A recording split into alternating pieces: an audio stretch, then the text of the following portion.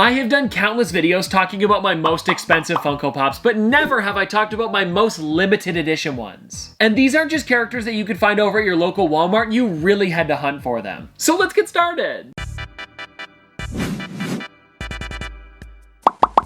And now before we get into this, I do want to talk about what a limited edition figure is. And it's literally the fact that they don't just make an infinite amount of them. And the way you can tell is by the sticker on the front. It will actually tell you the amount of that character created, whether it be 500, 1,000, 2,000, 1,600, they get random sometimes. And so I thought it would be fun to go through my rarest figures in the collection, starting with this one here, guys, which is the 1,000-piece Funky Phantom. And now I do want to mention one of the main reasons they make figures limited is because maybe they're a little bit more obscure and not everybody would know who it is. And now don't get me wrong, Funky Phantom is still one of my favorites, especially because this entire figure glows in the dark. Which totally makes sense because he is a Phantom, and when you look at him on the back of the box, he definitely looks like in the show, he probably would have glowed there too. Funky Phantom released at New York Comic Con back in 2018 and is now worth $290. Now coming in at number 9, we have another limited to 1,000-piece figure. I actually have 4 of them on the list that we're going to be talking about, and this one here is from the director's line. It is James Wan. Now again, very similar to Funky Phantom, he's not the first director that you would probably think of. I would think of like Spielberg or Alfred Hitchcock, so that's why this one's limited. And also, you might know some of his movies, but you might not be too familiar with who James Wan is. And I do have to say, he is a pretty unique character, especially with the way his hair is done. With some of his movies being The Conjuring, Insidious, as well as Aquaman, I'm just as surprised as you are. Like when it comes to thriller horror movies, I knew he directed a lot of them, but Aquaman, I'm a little surprised about that one.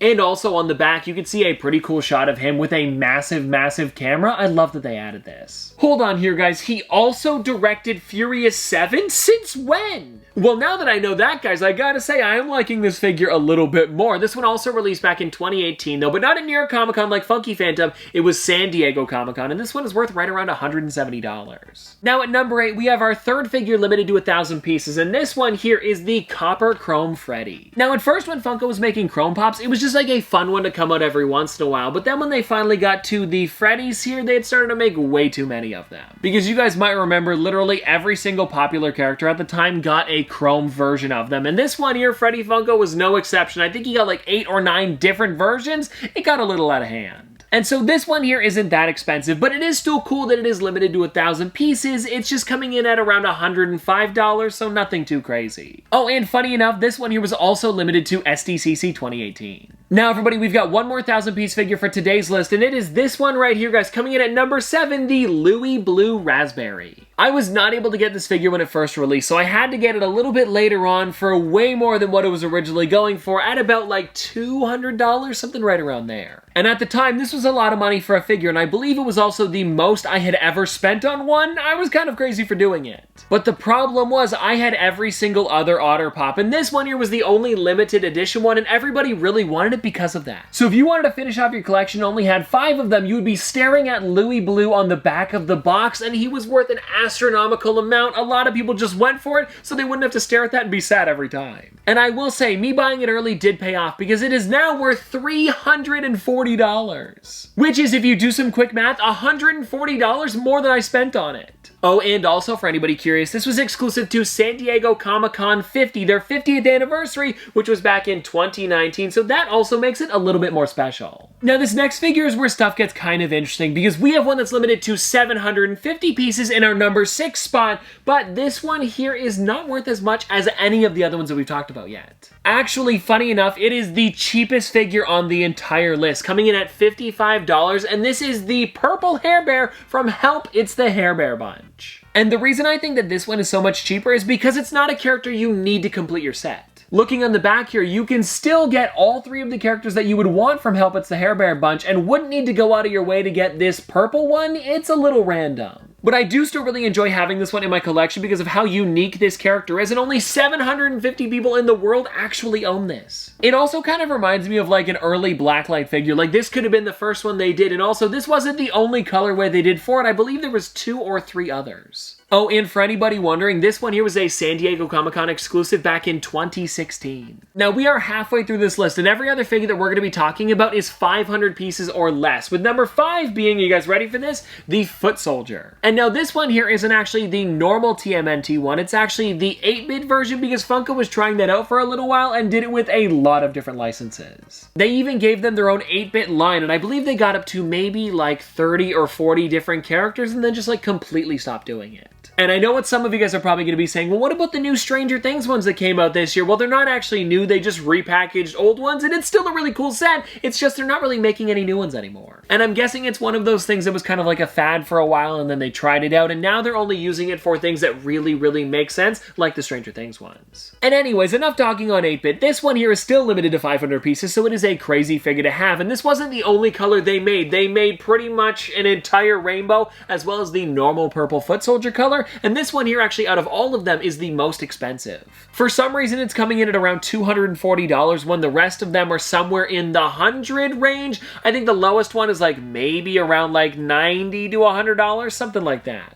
And so because of that, I really do enjoy having it in the collection because it's one of those pieces that probably not a lot of people have seen, especially because they all were limited to 500 pieces. And for anybody curious, this one was a New York Comic Con exclusive back in 2017, so about 5 years ago now. Now coming in at number 4, we've got a figure that I just recently picked up, and this one here is the 500 piece glow-in-the-dark Blacklight Bandit. I was actually able to get this one while I was over at Fun Days this year, and they were handing them out to every single team, and the team that I was on was Blacklight Bandit, so I was able to get one of these for my collection, and I seriously love this thing. And now a lot of you guys are probably thinking, Tristan, I already have that one in my collection. I got it off the Funko shop. But no, this one is a little bit different because it does glow in the dark when yours probably doesn't. No offense, it's just the ones that you get from the Funko shop don't glow when this one does, so that's what makes it 500 pieces. The reason that these ones were so limited was because 2,000 people attended the event, and then every single one of the teams was about 500 people, so whatever team you were on, that was the mascot you got that also glowed in the dark. And now when it comes to the price, it isn't actually that crazy, coming in at only $135. Okay, so we've officially made it to the top 3, and the next one that we're going to be talking about here is the 500-piece Freddy Summertime,